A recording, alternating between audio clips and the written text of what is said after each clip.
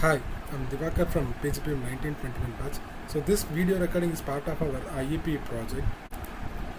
My topic for today is providing affordable housing for all.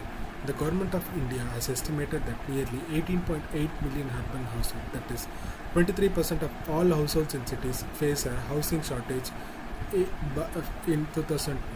Approximately 95% of this shortage was among the economically weaker section and lower income groups. This scarcity has resulted in unaffordable housing in most Indian cities.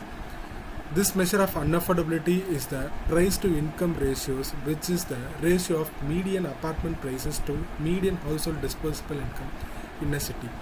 Unaffordability of housing is increasingly pushing the households either into informal housing or slums, smaller quarters, or remote suburbs further away from city centers.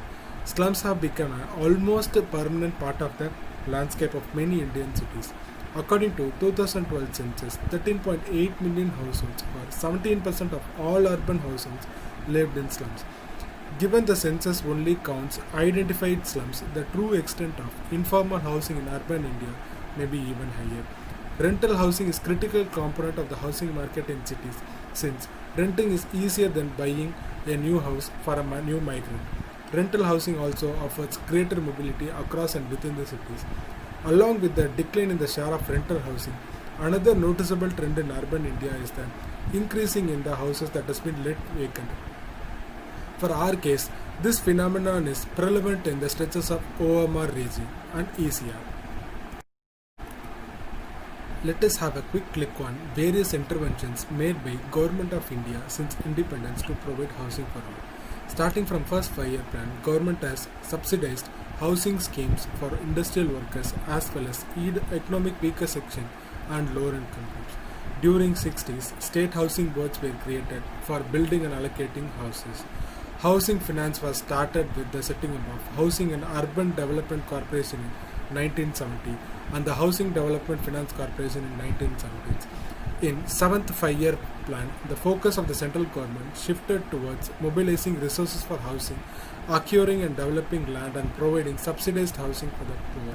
In the post-liberalization period, that is post-1990s, the government has acted as a facilitator that provides the necessary legislative and financial framework for private participation rather than involving itself together in all aspects of this allocation of housing. In 2005, the Union government launched Jawaharlal Nehru National Urban Renewal Mission, under which Rajiv Awas Yojana was introduced in 2018 by the Ministry of Housing and Urban Poverty Alleviation.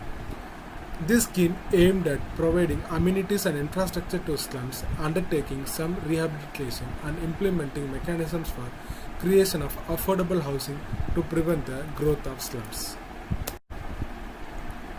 One of the key barriers in providing housing for all is distortionary legislations. The central and state government have in past implemented various housing policies that have ended up hurting the poor rather than helping them.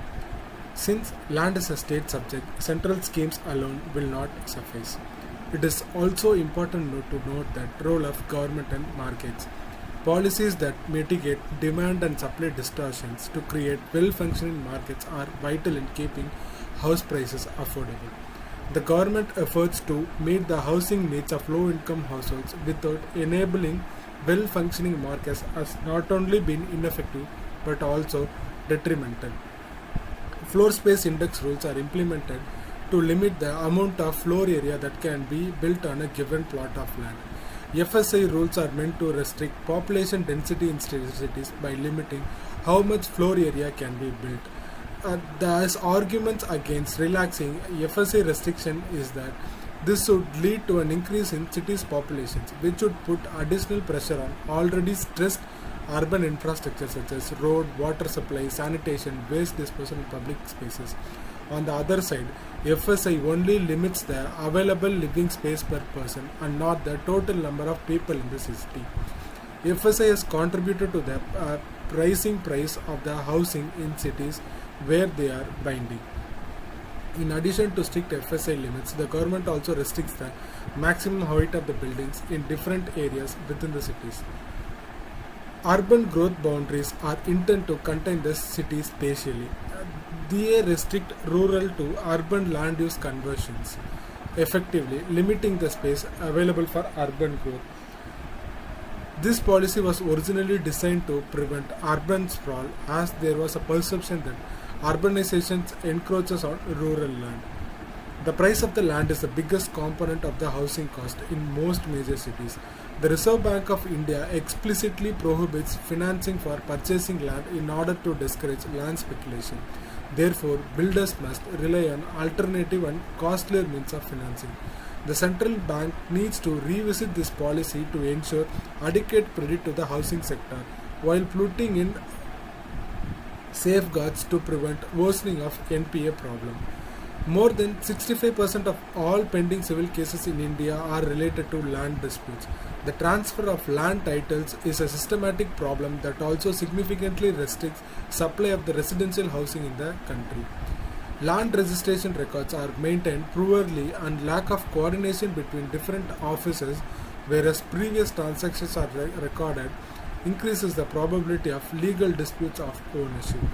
Zoning is also another important problem that reduces the availability of land. Whereas a land parcel or area that has been zoned for one particular purpose cannot be used for the other purpose. The purpose of obtaining these various approvals is inefficient and costly.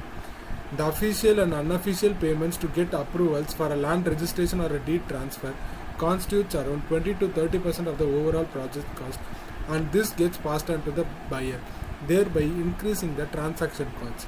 Parking minimum also leads to a reduction in land space available because not necessarily like all apartments that are required parking spaces, whereas an apartment or a building that is situated between or near a major MRTS station will not require a parking space.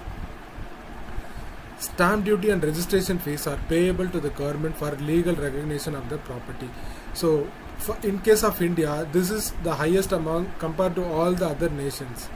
The high stamp duty and the registration fee across most states add substantial to the cost of officially registering the property transactions.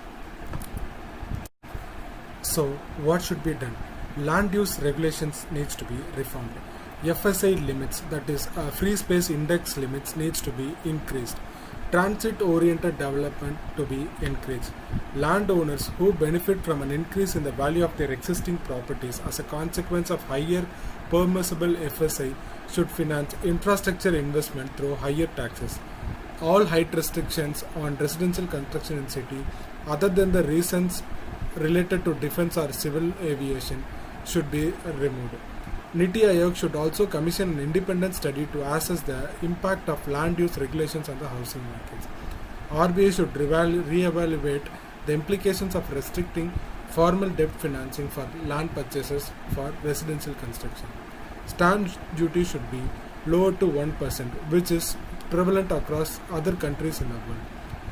Big data technology should be used for land registration.